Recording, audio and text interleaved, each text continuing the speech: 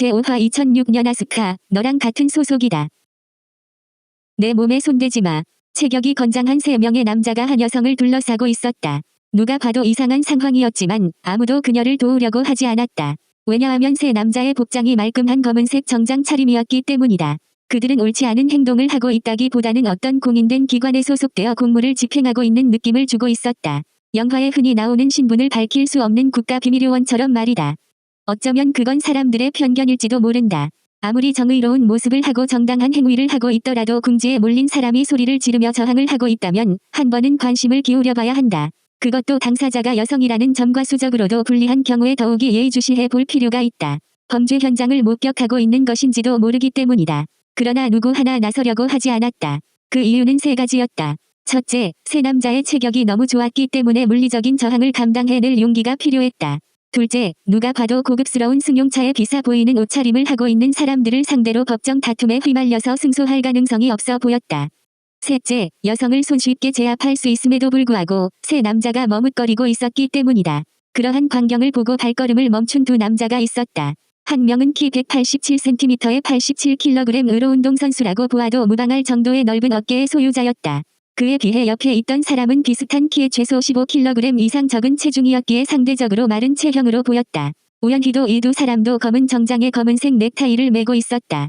이 둘에게도 사람들의 시선이 모였는데 이유는 조금 달랐다. 마른 체형의 남자가 왼쪽 손을 우람한 체형의 남자의 오른쪽 어깨에 걸치고 걷고 있었다는 것이다. 어깨 동무도 아니고 어정쩡하게 한쪽 어깨를 붙잡고 있었던 것이다. 물론 고주망태가 된 취객의 경우에 이런 모습은 심심치 않게 연출될 수 있다. 그러나 이 둘은 술을 마시기 위해 이 거리로 나온 건 맞지만 아직은 마시지 않은 상태였다. 이 2 사람은 자신들의 앞길을 가로막고서 대치 중인 남녀 혼성 사인과 관객들의 모습을 보며 상황 파악에 들어갔다. 2 사람이 뿜어내는 분위기를 생각하면 진중한 대화가 오고 갈 것 같았지만 그들의 대화는 한없이 어린 소년들에 가까웠다. 태시가, 저거 뭔데? 글쎄다. 남자 셋이 여자 하나를 상대하고 있는데. 예뻐? 응, 예쁜 것 같다. 근데 낯이 익은데? 우리 학과 학생인 것 같기도 하고. 잘 안 보여. 대충 생김새만 말해봐. 갈색 머리를 묶고. 아, 그래. 그런 이름이었던 것 같다. 근데 형제여. 어떻게 머리 모양만 말했는데 알았냐? 우리 과에서 제일 예쁘잖아. 형제여. 그거 위험한 발언 아니냐? 연아가 들으면 널 죽이려고 할걸? 연아는 지구에서 제일 예쁘지. 미친놈. 그래. 내가 연아에게 고자질 하지 않을 거란 건 믿어 의심치 않다. 그러니까 일단은 아스카는 우리가 아는 사람이니까 가서 도와줘야 하지 않을까? 그렇긴 한데 상황이 조금 복잡해 보여. 제 집에 돈 많냐? 키 174.5 정도의 체중은 47.6 정도인 것 말고는 아직까지 호구조사는 안 해봤는데 어떤 의미로든 넌 연아한테 죽겠다. 어떤 의미인데? 그걸 모르니까 내가 살아있는 것 같기도 하다. 쓸데없는 소리 하지 말고 쟤네 집 돈이 많은 건 왜 물었냐? 그게 함부로 도와줬다가는 우리가 위험해질 것 같아서. 남자 셋이 좀 있어 보이는데 왜 쟤들 총이라도 들고 있냐? 그건 몰라도 칼이라면 들고 있을 것 같아 보이거든. 그럼 난 여기 있을 테니 가라 태시가. 눈에 뵈는 게 없는 건 너잖아. 내가 가라. 내가 앞에까지 확실히 데려다 주마. 쫄보.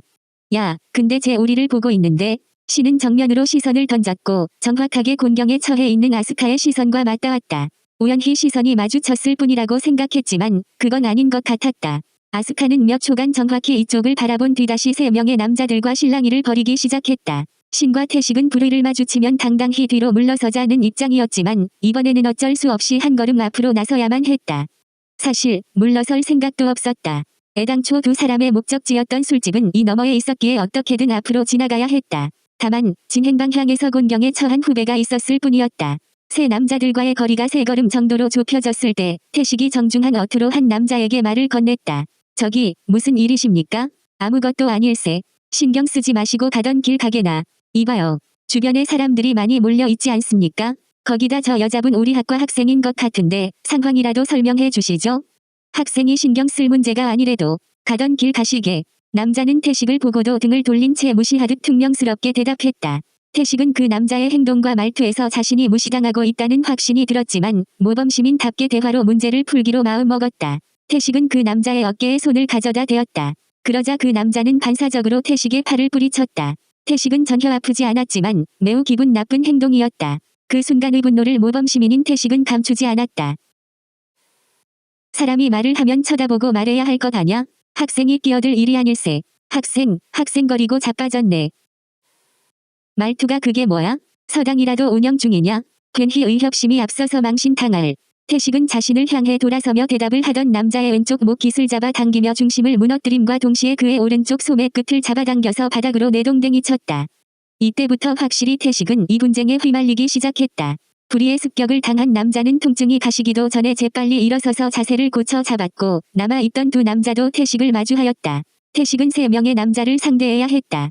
그러므로 섣불리 공격을 시도할 수 없었다. 하지만 그건 표면적인 이유였다. 공격을 하지 않은 이유는 따로 있었다.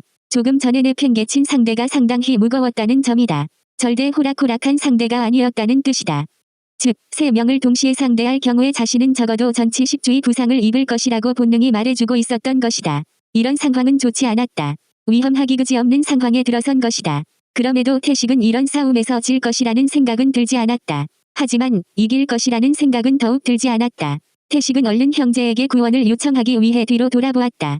그러나 그의 기대와 달리 형제는 거기에 없었다. 서둘러 주변을 살펴서 형제의 소재를 파악한 결과 신은 어느 틈에 벌써 여자 후배에게 말을 걸고 있었다. 태식은 보고 싶은 것만 보는 미친놈이라 신을 힐난하고 싶은 마음이 굴뚝 같았지만 그건 이 상황이 종료된 뒤에 하기로 남겨두었다. 어쨌든 태식이 남자들의 시선을 끌어준 덕분에 형제가 무사히 여자 후배에게 도착했다는 것이 중요했다. 신도 엄연한 남자였다. 사전에 약속된 건 없었지만 어떻게든 사태를 수습하는 방향으로 이끌어 갈 것이다. 그런데 태식의 희망과 달리 방향은 엇뚱하게 흘러가고 있었다. 여자 후배가 형제의 오른쪽 팔을 잡아당기더니 강제로 등을 돌리게 만들었다. 그러더니 강력계 형사가 범죄자를 제압하듯 오른쪽 팔을 뒤로 꺾어서 제압한 뒤 그녀의 가슴을 신의 등에 밀착시켜서 팔이 빠져나갈 틈을 없애버렸다. 그리고 그녀는 남아있던 왼손을 뻗어 형제의 목에 손을 들이대었다. 여기까지만 해도 황당한데 그녀의 왼손에 날카롭게 빛나는 무언가가 쥐어져 있다는 사실을 깨달은 태식은 아연실색했다. 그건 의학 드라마에서나 보던 수술용 칼, 메스였다.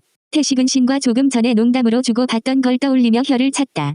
칼을 들고 있던 건 3명의 남자가 아니라 저 여자 후배였던 것이다. 상황이 어떻게 돌아가는지 모르겠지만 형제의 목숨이 위험해졌기에 태식은 그녀에게 소리를 질러 경고를 했다. 이 계집애가 돌았나? 너 뭐 하는 짓이야?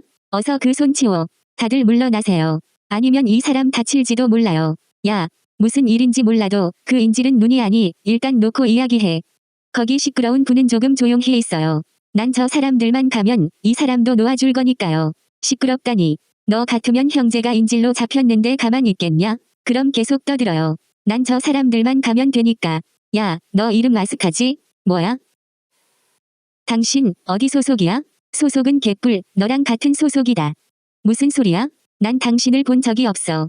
나보다는 내가 잡고 있는 인질이 널 잘 아는 것 같은데 대화도 없이 인질로 잡았냐? 아스카라고 명명된 여자 후배는 조금은 당황한 기색이 보였다. 자신이 대치 중인 3명의 남자와 시끄러운 남자는 서로 다른 편인 듯했다. 그 시끄러운 남자와 인질이 된 조용한 남자는 같은 편인 것 같았다. 갑자기 자신에게 다가와 말을 거는 바람에 습관적으로 처신했는데 어쩌면 엉뚱한 상대를 인질로 잡은 것일 수도 있었다.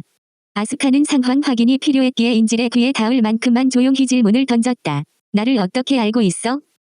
예뻐서 기억하고 있었어. 그건 무슨 개소리야? 당신 정체가 뭐야? 아스카 맞지? 올해 신입생 환영회 때 만났었는데. 난 학과 선배야. 학과 선배? 아니, 그것보다 왜 여기 있어? 하필옷은 또 왜 검은 정장이야? 친구 아버지 장례식 갔다가 오는 길이라. 미친, 그럼 처음부터 말을 했어야지. 왜 말을 안 했어? 말을 하기도 전에. 그거야. 말도 없이 다가오니까 놀라서 이랬던 거잖아. 아무리 그래도 갑자기 이러면 나도 당황스러우니까. 잡히고 나서라도 말을 했어야지. 칼을 목에 대고 있는데 어떻게 말을 해? 선배님, 지금도 말 잘하시는 것 같은데?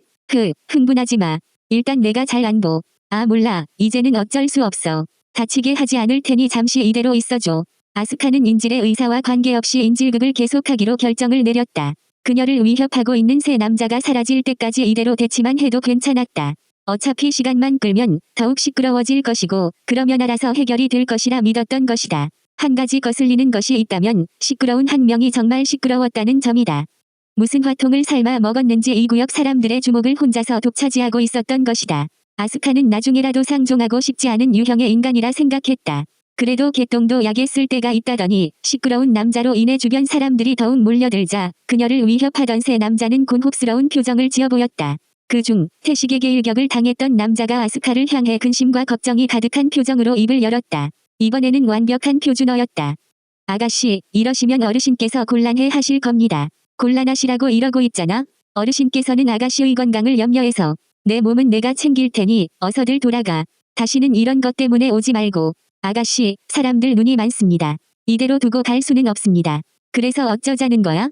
난 너네랑 안 간다니까? 알겠습니다. 그럼 여기는 저희가 수습하겠습니다.